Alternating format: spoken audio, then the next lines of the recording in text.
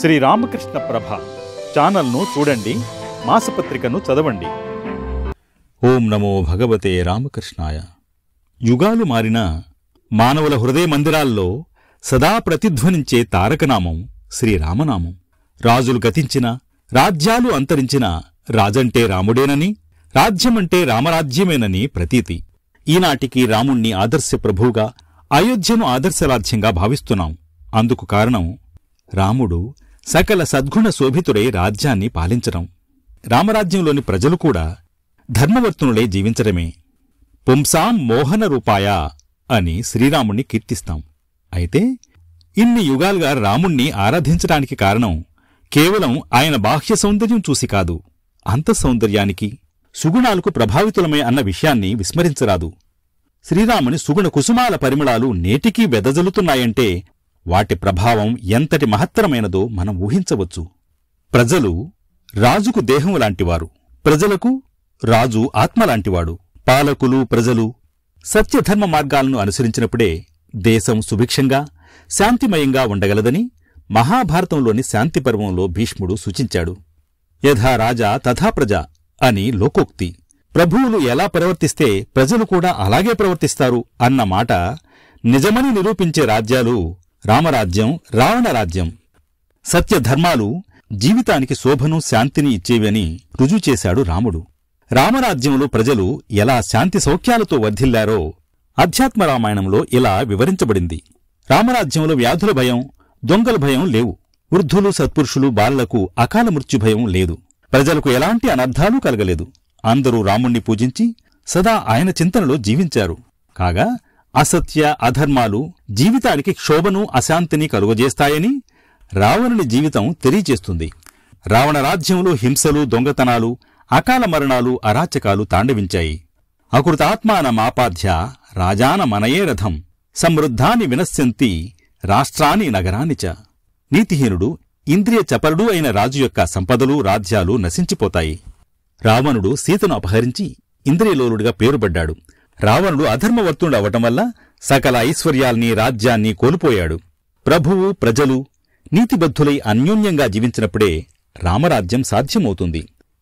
ఇక రామరాజ్యంలోని ప్రజలు, ప్రభువులు ఎలాంటి ఉన్నత లక్షణాలు కలిగి ఉండేవారో తెలుసుకుందాం.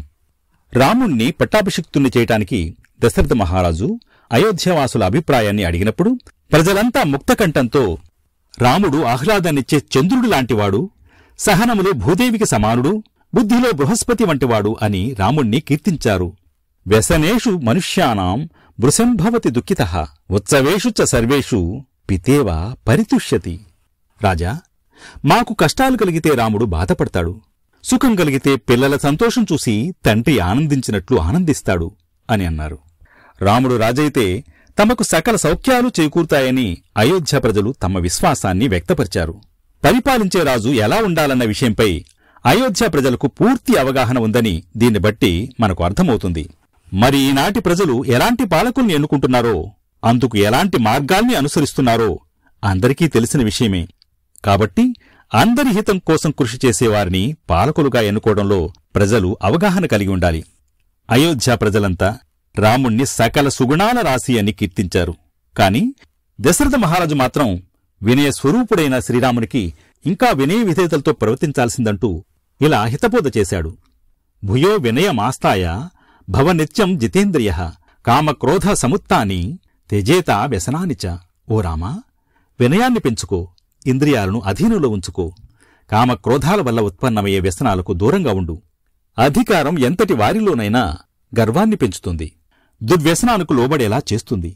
అధికారంలో ఉన్నప్పుడు కూడా వినయంతో వ్యవహరించాలని సకల సుగుణాభిరాముడికే హితబోధ చేసినప్పుడు మరి నేటి పాలకులు, ఉన్నతాధికారులు ఎంత అప్రమత్తతతో వ్యవహరించాలో ఆలోచించాల్సిన విషయమే. పట్టాభిషేక వార్త విన్నప్పుడు రాముడు సంతోషంతో పొంగిపోలేదు.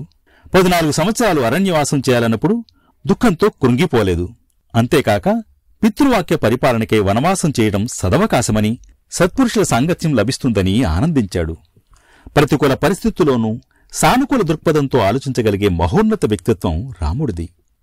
పదోన్నతి రాకపోయినా, పదవీచ్యుతులైన మనస్తాపానికి గురయ్యేవారికి శ్రీరాముని ధీరత్వం, సమచిత్తం, సానుకూల దృక్పథం మార్గదర్శకాలు. అరణ్యవాసానికి వెళ్లిన రాముణ్ణి ఎలాగైనా ఒప్పించి తిరిగి అయోధ్యకు తీసుకురావాలని రాముని దగ్గరకు భరతుడు వెళ్లినప్పుడు భరతుణ్ణి మొట్టమొదట అయోధ్య ప్రజల క్షేమ సమాచారాన్ని అడిగి తెలుసుకున్నాడు రాముడు.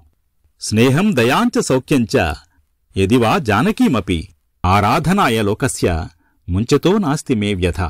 ప్రజల సంక్షేమానికై స్వీయ సుఖాలను మమతానురాగాలను చివరకు నా భార్య అయిన సీతను సైతం విడిచిపెట్టడానికి సంకోచించను అని ప్రజా సంక్షేమమే ప్రథమ కర్తవ్యమని నిరూపించాడు శ్రీరాముడు. పేరు ప్రఖ్యాతుల్ని ఆస్తి అంతస్తుల్ని మరచి ప్రజల కోసం అహర్నిశలు పరితపించినవాడు, అవసరమైతే ప్రాణాల్ని సైతం అర్పించడానికి సంకోచించినవాడు మాత్రమే నిజమైన దేశభక్తుడు అంటారు స్వామి వివేకానంద.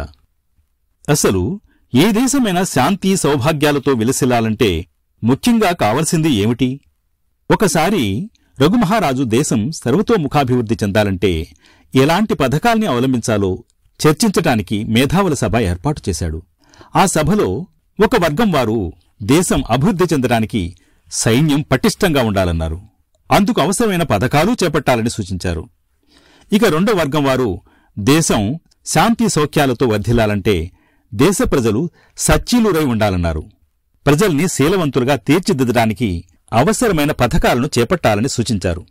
అప్పుడు రఘుమహారాజు, శీలవంతులైన ప్రజలు రాజ్యానికి దృఢమైన కోటలాంటివారు, కాబట్టి దేశం శాంతి సౌఖ్యాలతో వర్ధిల్లాలంటే ప్రజల్ని శీలవంతులుగా సంస్కారవంతులుగా తీర్చిదిద్దటమే మార్గమని తీర్మానించుకున్నాడు.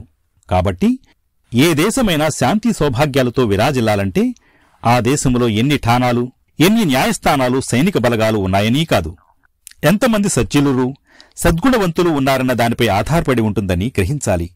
ప్రభుత్వము, పాలకులు రఘుమహారాజు సూచనల్ని ఆచరణాత్మకం చేయటానికి ప్రయత్నించాలి. రామరాజ్యం మళ్లీ రావాలంటే పాలకులు శ్రీరాముని లాంటి సద్గుణవంతులు, ప్రజలు అయోధ్యావాసుల్లాంటి శీలవంతులు కావాలి. అప్పుడే మన రాజ్యం రమణీయ రాజ్యంగా మారుతుంది. జై శ్రీరామ్, జై జై శ్రీరామ్.